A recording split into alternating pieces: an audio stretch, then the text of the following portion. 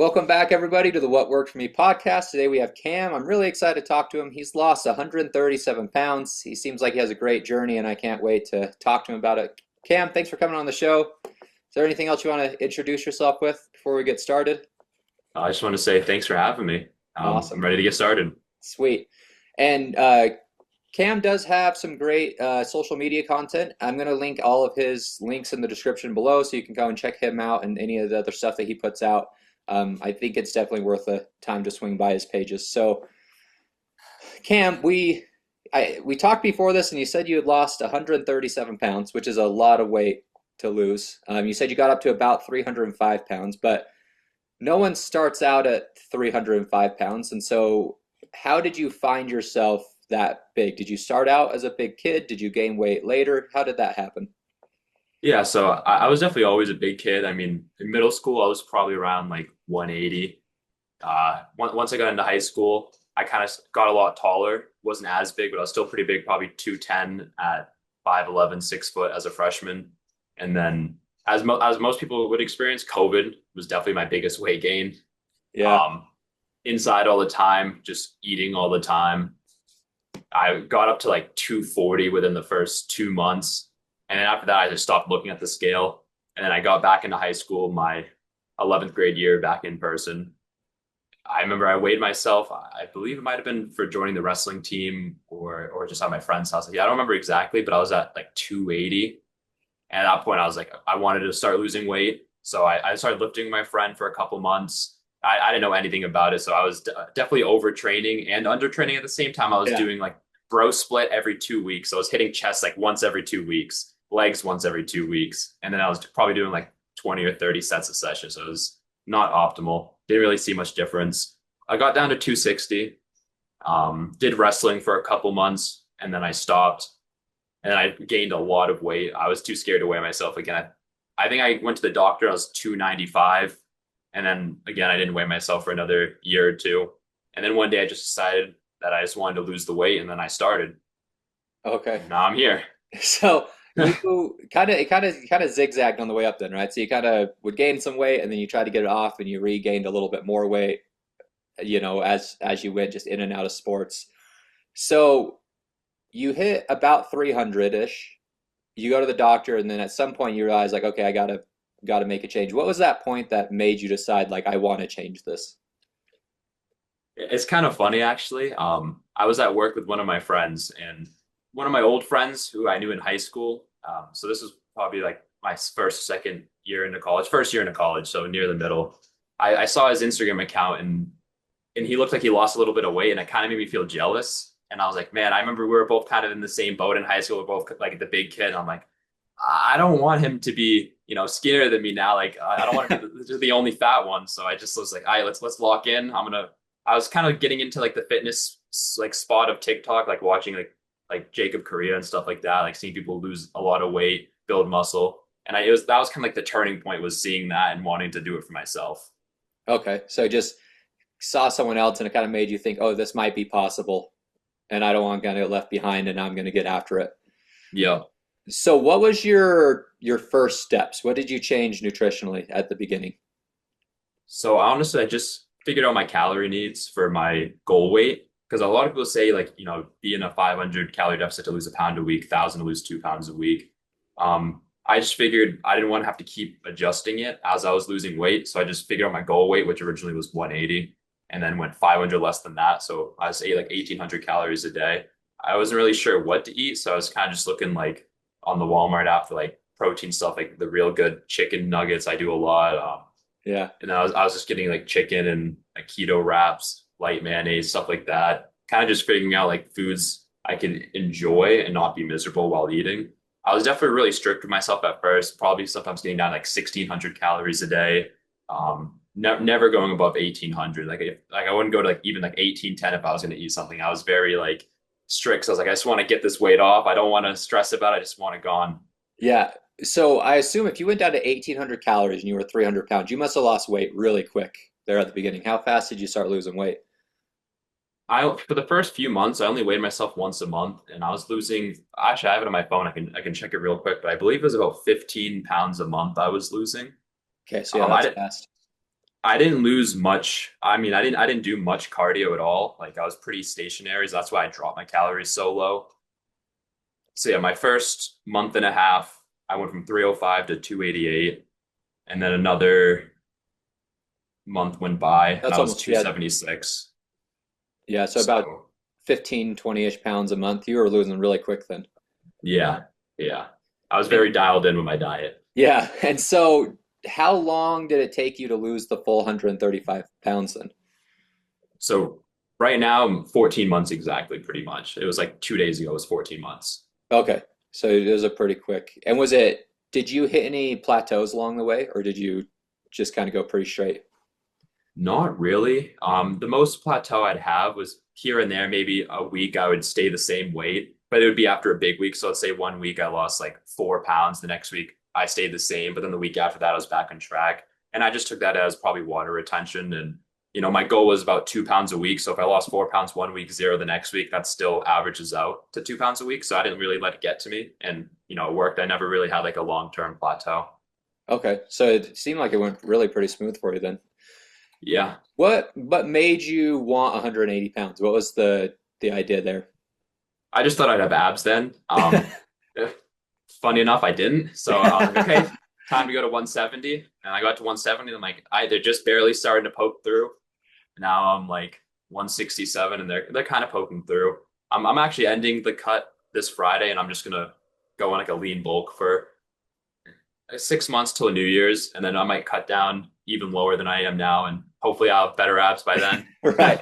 So I think I've experienced this, and I know a lot of people have, is I think we have this thought of like, oh, when I hit 180 after 130 pounds of weight loss, like I'm gonna look like a bodybuilder, right? Like I'm gonna immediately be there. Like I'll have abs and I'll have everything I want. And then sometimes you get there and it's not quite how you imagined. How did you handle that psychologically? You're like, well, I hit my goal, but maybe it's not what I needed. How did you adjust? It definitely got to me. I just kind of ignored it and just decided I'm just going to keep doing what I'm doing and hope it gets better. The only thing I did know is I had a friend who went from 250 to 177, and he's 6'2", and he was always complaining that like he got to 177 and didn't have abs. So I kind of use that as motivation. I'm like, okay, I'm 6 foot, so I'm like he's 2 inches taller than me, 177, no abs. Like maybe I'm not cooked. I Yeah, just got to go a little bit further, and that was definitely the play was just going further. just going farther. And so Yep. then what's made you decide to switch out of weight loss and go into like a bulking phase then? I feel like I'm at a pretty good weight now. I want to try to prioritize a lot more muscle growth. I've been doing it for 14 months. I think I've grown a lot muscle wise, but I definitely want to prioritize it more. And I can tell like my energy levels are really bad, especially like the brain fog is really bad. I'm probably just going to increase to like a little bit of my calories. I'll probably still be in a slight fat loss phase, but not anywhere as strict as I am now. My plan is just to go to my TDEE for my height and weight now. And Okay. most likely with the extra physical activity, I'll probably still lose about quarter pound a weekish. So you might even be more of a maintenance phase more than like an actual bulk. You just are trying to get out of the cut because you get, sounds like you're getting a little bit of that fatigue, like the cut Yeah. fatigue, just from being in a Yeah. caloric deficit for 14 months. That might be a good thing to talk about. I think that's one of the things people underestimate the most when they're talking about losing, 100 plus pounds is it's going to take a year or a year and a half. How did you manage just the fatigue of being in a cut for 14 months straight and not getting burnt out? Um, Really, I just ignored it and just never looked at myself for a long time. Like, I don't think I even like took a picture of myself and actually looked at it until like 8 months in. And I thought I looked so good and like muscular. And then like looking back at those pictures, I'm like, wow, I was still like really fluffy and still had a long way to go. But back then I was like, I was so happy with the progress that it didn't even matter. Yeah, Um, it was so mainly just kind of ignoring the reality and just keeping with it because I knew like the science behind it that like if I'm in a caloric deficit, I'm gonna lose weight. I'm not cheating myself with my diet. I'm yeah. tracking everything, so I wasn't like too worried about it. I was just kept at it and just knew that the effort would come to fruition. You just were like, hey, this is going to be temporary. I'll just worry about it later, basically, and just Yeah. kept going. So sounds like you have a decent amount of mental toughness. So During this time period, what were you doing exercise wise? You said you didn't do a lot of cardio. Were you weightlifting? Were you doing any exercise? What was going on with that? Yeah, just weightlifting. I lifted literally right when I started, so same amount of fat loss, same amount of lifting.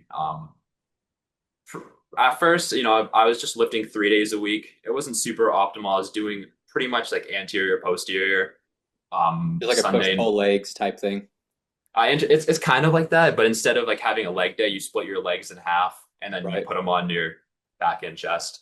So I was pretty much doing anterior, posterior Sunday, Monday, and then anterior again Tuesday, and then like rest 4 days, just because I just wanted to get it over with. About August, I really locked in with going 4 days a week and then having that extra rest day in between. And I've pretty much run the same split with some minor changes here and there, definitely adjusting volume, trying to figure out my max recoverable volume. Definitely had a lot of growth doing that instead of just doing, too many sets and then getting to the point where I'm just doing too little sets. So I found kind of like my sweet spot. Right. I would love to sit down and talk about this. So max recoverable volume for listeners who don't know what that is, right? This is the maximum amount of sets basically a given body part can handle before you start getting some type of negative uh, buildup, whether that's joint pain or injury, something like that. So how starting out, what was the volume like when you started when you were doing your anterior posterior training splits? Were you 10-ish sets a week? Where were you at, do you think? I didn't really track my lifts back then, but if I were to guess, I was doing about 3 sets for every workout, and I was probably doing, let's say for chest, for example, I think I did about 4 chest workouts, so like 12 sets, and then I was doing that twice a week, so like 24 sets a week. It was definitely too much. I would never recommend someone to do that many sets a week unless they're on like steroids. But yeah, that was pretty intense. I was definitely sore all the time, like all the time for months, and I just thought that was I'm like, oh, my body will eventually adjust, and it didn't. Um, I just figured because when I did lifting in high school, that's how it kind of was I was just sore all the time. Like I was so sore I couldn't even walk, I couldn't even lift my arms up. I'm like, yeah, that's just how it is for everyone that lifts, and Yeah. that's definitely not true. So I think that's a learning curve that we all go through, right? Where we start out thinking like more is just better. Where are you at now volume wise? How did you dial it back? Each body part, I do a different amount of volume. Like for my hamstrings, I can recover from about 6 sets a week, done twice a week. If I did like 3 times frequency, I'd probably do less overall.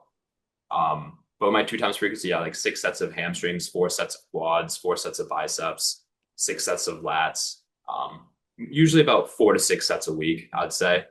Okay, and that's just about perfect for you. Yeah. Great. And you've seen more growth doing like 4 to 6 sets a week than the 20 sets a week. I've definitely been progressing a lot faster. Obviously, I couldn't really see much growth back then because I had a lot of fat, so I couldn't really see what was changing. But I've definitely experienced a lot of growth overall, and I've spent more time training with the 4 to 6 reps. I mean, 4 to 6 sets than the like 12 to 20. So I think that's definitely the play. It's definitely the So best way so to it go sounds like for you it. increased volume, but then you increase frequency, but then decrease volume. You're going to the gym 4 times a week, but not hitting nearly as many sets. Um, did you kind of spread it out? Were you just doing, I think, too much on chest and maybe not enough on other things, or were you doing 24 sets on all body parts? I was probably doing about 24 sets in all body parts. One thing it was because some of the chest workouts I was doing I didn't realize were chest workouts. Like the shoulder press machine I was doing, I didn't realize I was getting like a lot of humerus adduction. So I was working my chest because I didn't really know about muscle functions back then. So I'm like, well, it's a shoulder press. I'm working my shoulders. Right. Um, so like I was doing 2 sets of that. So I thought I was only doing like 10 sets a session or 8 sets a session or whatever it was. But I was actually getting those extra 4 sets a week from the shoulder press. So there's a lot of movements where you don't expect it's hitting a certain muscle, but like once you kind of understand how the muscle works, then you realize like I was just doing way too much. That makes sense. What was your process of dialing it in? Like, how did you find your sweet spot with volume? Originally, I kind of just was just slowly decreasing it. Like most people now will recommend like start out with 1 set per muscle 3 times a week, slowly increase it to see what you can recover from. I kind of did the opposite where I was doing way too much. I was like, maybe I should dial it back a little because I was kind of nervous because I was falling down the pipeline of like Dr. Mike Israetel where, you got to do 40 sets a week to maximize growth. And I'm like, oh, I'm only doing 24. Like, this isn't enough. I'm Yeah. only getting like, and it's definitely unnecessary. Kind of just was just dialing it back, trying to get a more comfortable way. And then I'd just have to realize like what I wasn't recovering from. So like for biceps, I was just doing my 2 sets twice a week and that was fine. I had no issues, kept progressing, no soreness, no fatigue. But quads, I was doing like 8 sets a week and it was way too much. So I dialed it down to 6. And even then it was too much. Like my hack squat was slowly decreasing in weight each session. So I dialed it to just 1 set of hack squat, 1 set of leg extension, and I've been progressing way faster for the last month. Awesome. And how have your lifts progressed? Have you gotten stronger with losing 135 pounds? Did you kind of stay the same? What did your lifts look like over that time period? Oh yeah, I've gotten like way stronger. A lot of people say you can't build muscle losing weight or you can't get stronger. That's just not true. Or that mass moves mass. When I was 300 pounds, I tried doing the Smith bench and I could barely do 95 pounds like a month in. Like Okay. I was not strong whatsoever. Now I back in December I hit 250 pounds on it. I stopped doing it just because I had a lot of wrist problems. Right. Um, but I've been getting stronger in all my lifts. I've at least tripled everything from when I started like 14 months ago. That's awesome. Gotta love the beginner gains, right? Yeah. That's the best ever. Those you never feel as strong as you do in those first 4 or 5 years of lifting. That's great. So you brought up how your strength like tripled, which is great, but then you also brought up like a wrist injury. How have you been able to train around injuries? How do you approach that? So for my wrist injury, I kind of noticed that like right when I started lifting, my wrist was hurting. It might have been from work. I'm not exactly sure how it happened, but I got like a wrist wrap that I would wear to keep it more stabilized. And I kind of just, kept training around it the best I could. What I did, I didn't really recommend is I still did my pressing movements because I just wanted to be dialed in. And it definitely didn't help the healing process at all. But, eventually it got better. And then sometimes I'd have flare ups where it started hurting again. I did a lot of forearm training to try to strengthen it. So like wrist extension, wrist flexion, stuff like that to strengthen. That's definitely helped a lot over the past year and 2 months. But I'd say like if you have an injury, your best bet is to work around it. Like if you have a wrist injury, try to limit pressing. You can just do flies. If you have like a knee injury, do whatever you can to work your quads that isn't going to really use your knee. I mean, it's gonna be hard Right. because There's knee some of them that extension, are, but yeah. we could probably play around with something to see like what flares it up and what doesn't. And just find those things and I'm sure reducing volume probably helped immensely, right? If you're going from Yeah, for 24 sure. down to 6, I mean, that's a lot less. So when you reduced the volume, did your weight increase? Did you increase intensity when you reduced volume, or was the intensity the same? I've always trained with super high intensity. Um, so that kind of stayed the same. My weights definitely, I mean, they went up at a pretty considerable rate, but it wasn't like life changing. I wasn't going from like 150 pounds to 200 pounds in like 2 weeks, but like I was consistently getting like 5 to 10 pound increases a week or 1 or 2 reps increases a week. Okay, so just kind of focusing on progressive overload. It sounds like you're going fairly high intensity wise, so probably pretty close to failure, if not failure, most sets. Does that sound right? Yeah, pretty much failure every set. So kind of school of thought like a mincer then, right? Like low volume, high intensity. It's kind of Yeah, I would say. A lot of people say to train past failure. I don't really agree with that just because I think it's more injury risk because you're not going to keep good form. I right. definitely did that when I started, where I trained past failure. Had my friend like help me get the weight up so I could do some partials, and Yeah. the Dr. Mike Israetel propaganda getting into me. Yeah. See, sounds like you're not a huge fan of Isertel. I think I like him as like a influencer. I just don't like his training style and, Yeah. and how he puts out information. I Yeah. think most people on TikTok would agree with that stance. Yeah. It's interesting to see. But anyways, so talking about you've lost this weight pretty early in life. I mean, you're in your early 20s, right? Is what we kind of talked about. How how have you seen like just changes socially from losing, 130 pounds? Have there been many like social changes or anything you've seen that way? Oh, 100%. I mean, people would just like say hi to me. Um, I can see people actually looking at me in public and not kind of like, shooting their gaze away, or like Yeah. they'll like look at me, like maybe give me a nod at the gym, or like at the gym for a couple weeks ago, for example. The machine I was needing to use at the end of my workout, someone was using. I asked if I could work in, and they're like, "Oh yeah, of course." And they're saying like, "Oh, I'm trying to get like you, like get more muscle and stuff." And I'm like, "Wow, I never thought I'd hear that," because I was always the one where people would always like go up to me and like try to give me advice and like unsolicited, and I'd just be like, "Oh, thanks." But now people are trying to go to me and ask for advice, which is kind of a weird feeling. Yeah. I can definitely see though that people treat me a lot better. Like it's a unfortunate truth, but when you're bigger, people are going to ignore you in public, not take you seriously. Like I knew, like in high school in my friend group, I was always the butt end of the joke. I was always, treated kind of like shit. It's Yeah. fine if I swear, right? Yeah, go for Okay. Yeah, I was treated. I was treated. it. I was treated pretty badly.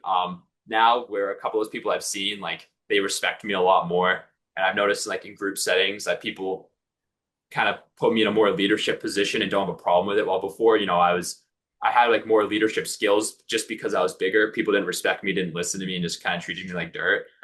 Yeah. It's way different now. Yeah, no, I definitely think there's a lot of prejudice against bigger people. Anyone who's been big, I think you're gonna experience that. How has that been as far as like usually when people lose a lot of weight, they gain a lot of confidence and that transfers to other parts of your life. Have you been able to see improvements in other parts of your life that you think were grounded in mastering your health? I don't really think so. I was always pretty confident with my abilities, like academically, and like career wise. I mean, obviously, I'm still pretty early. I'm not getting too deep career wise. I just finished college like last week, so I'm just looking for jobs right now. I can tell the interview process. I'm definitely more confident going into it. Like I feel like I have more of a presence. Like I'm not just kind of like cowering going in. Like I don't want these Yeah, people to look at me. I don't want to like to be perceived. So I feel like I'm more confident in that way. that makes sense. Yeah, no, I think that's fairly common. So, as far as looking forward, what is your plan now to, you know, continue to focus on health and avoid regain and those type of things? Honestly, I'm kind of keeping my meal plans the same for my deficit that I've had, and then I'm just going to add in more food. So instead of just trying to have different foods that are higher calorie, I'm going to eat the same thing, but then be able to eat more. So let's say, for example, I eat like breakfast, lunch, and dinner for 500 calories with like a 300 calorie snack. Now I'm going to also have like an extra 500 calories to eat. So I could have like a whole nother meal. So instead of like, going to bed super hungry and just fighting through the urges, I can eat a 500 calorie meal and be satisfied. No, I'm sticking to my goals. I'm not going to change up how I treat things. Like I'm still going to track what I eat. I'm still going to go to the gym. Might do a little more cardio here and there. I've been enjoying that more now that I'm lighter. Because before it was just miserable, but now it's actually like funny enough fun. Yeah, It's not a chore. yeah, no, running's a lot more fun when you're not 300 pounds. I'm still a little scared of running. More swimming and hiking. Yeah, I'm not a big runner. I think for me, running was always like kind of like a sore spot for me because every time I tried losing weight, my dad, he was always big as a kid too, and his whole obsession was just like only eating salads, only taking protein powder, and then just running all the time. And when I saw that, it demotivated me wanting to lose weight because I'm like, wow, I have to go this hard and be this miserable to lose weight. Like it's just not worth it. And when I found like a more reasonable and sustainable way, it definitely made it a lot better. how are you able to bridge that? That's something a lot of people get stuck in, where they think like they have to do way too much nutritionally, right? Like they have to live off a salad and dry tuna and you know, how are you able to find like that middle ground? Just doing a lot of research, figuring out like going on TikTok, seeing other people that also lost like a lot of weight and like what they did. They're always preaching calorie deficit, calorie deficit. So I did my own research, and I'm like, well, I mean, this scientifically makes sense. Just do it. So I did it. And, I lost a lot of weight that first month, and I'm like, this is how it's kind of always been for me. My first 1 to 3 months, I lose weight and then I kind of stop. So I just kept at it. Second month, lost a lot of weight. Third, then there was the fourth, fifth, sixth. I just kept going, and it just kept me motivated. As I was seeing the scale go down and see my clothes get looser, I was just getting more and more motivated and just keeping at it. What was different this time that you kept going instead of stopping after 2 or 3 months? Way more sustainable. Being able to know exactly what I was putting on my body gave me the confidence that I was doing what's right. So, for example, if I wanted to have a cheat day where I'd kind of eat more, I would still track it. Or if I wanted a donut, let's say I'd eat it and maybe have a little bit less for dinner. I was able to fit in foods I enjoyed without wanting to be like, without trying to be miserable. I was able to eat a lot more things compared to like, when I was eating just salads every day. If I ate like a donut, I'd hate myself. I'd be miserable. I'd just be like, damn, I'm a failure, and then I'd just want to give up. But for me now, it's like if I want to eat a donut, worst case scenario, 200 calories. I could just go on like a 30-minute walk. I could go swim in my pool. I could eat a little bit less later, or Just just, it won't hurt me. yeah, find a way to balance things out and have a little bit more compassion for yourself. It Yeah. sounds like you brought up how you kind of had to have a mental shift away from like when you made a mistake, like kind of hating yourself for it to like just accepting like, hey, like this is just part of life. How were you able to navigate those negative feelings and get past like holding grudges against yourself every time you made like a little mistake or wanted a donut? I just use a lot of logic. I'm a pretty logical person. So I use logic like this 200-calorie donut isn't going to make or break my fat loss. It's not even going to put me at maintenance. I'm still going to be losing 2 pounds a week. So it's not going to be the end of the world. And then, I'd eat it and I'd be fine. Like I wouldn't want to binge. If I were to have restricted it, then I probably would have got to the point where, a week later, I want it so bad I'd eat like 12 donuts instead. And then that would be a problem. So just kind of like, if I want something, being able to have it definitely helped a lot So you instead just of kept just being yourself miserable. from just kind of kept yourself from extreme behaviors and making sure like you just accepted it and went through it and didn't restrict too far. Did you ever have issues with like that in the past, like restricting too hard and then binging? Oh yeah, for sure. I remember like during COVID, we'd get like our like school lunches and breakfast for the whole week in a big like bag, and they deliver it each week. And I still remember like every week I'd get that and eat the whole thing one day. Like all like the little milk cartons, everything would just be gone in a day. And then I would just be restricted. And it didn't help too. My parents weren't together, so I'd go to my mom's and my dad's, and my mom was always obsessed with me losing weight and her losing weight because she's pretty big too. And I'd be at her house and she'd be restricting me like crazy. And then I'd go to my dad's house where there's like little Debbie's all over the counter, like lasagna, shit like that. And I would just be like, oh my God, this is awesome. And I'd eat so much for those, that half the week, go back to my mom's, not have as much food, be restricted. And it definitely gave me that like bad relationship with food where I just would binge and restrict. That's crazy. I didn't even think about that because if you had like a built it into your environment, then of course you're going to like develop those type of habits. If you have, one household that has nothing but broccoli and then the other one has little Debbie's all over the place, that's going to be interesting. Has your progression in health like helped your families at all? Um, Really all it's done is just kind of showed my dad that his idea of weight loss was just wrong. Like that you have to be super miserable and like hate yourself. Because because he'd always tell me like, "Are you sure you can lose weight without doing cardio?" And I'm like, "Yeah, I can." And then when he saw me losing weight, it's like he was like, "I guess you're right. Like you don't need cardio." Yeah, That was like a big thing for me. Is like I really want to do just no cardio just to prove that it wasn't needed. And that's something I always preach to people where they like say like, "Oh, if you don't do cardio, you're a failure. Like you don't deserve to lose weight if you aren't going to do the cardio." And I'm just like, "Well, I didn't do the cardio and I lost 130 pounds. So what does that say to you?" yeah, just kind of. How are you able to find things that worked for you and navigate? Because you said you got most of your information from like TikTok or online, which I think where most people do. And there's just thousands of different opinions, and half of them are contradicting the other half. How are you able to sort through that and find the stuff that worked for you and not get discouraged when every day you saw something new or something different? I kind of just learned the fundamentals, like, calories in, calories out. And I think most people agree that's how you lose weight. Obviously, the method of how you achieve that is going to vastly change. You can, track, you can have different diet plans. I just knew like that was the method of losing weight. I kind of always knew that, but I wasn't like super sure of like how to achieve that and how to do it where I'm more, confident in it. So I just kind of kept at it and saw the results, and there was no reason for me to stop and listen to other people. And I saw this people like the Liver King. It's like only eat organs, only eat meat, and I'm just like that just seems kind of unnecessary and just stupid to me. Like I'd rather just be able to eat things Come I want to eat. on. You didn't just live off a liver and Animal sinew. No. Yeah, no, I think that there is just as much bad information, if not more, than good information that can be achieved online. So, with where you're at now, it sounds like you're pretty stable. You're looking forward to just kind of continuing doing what you were.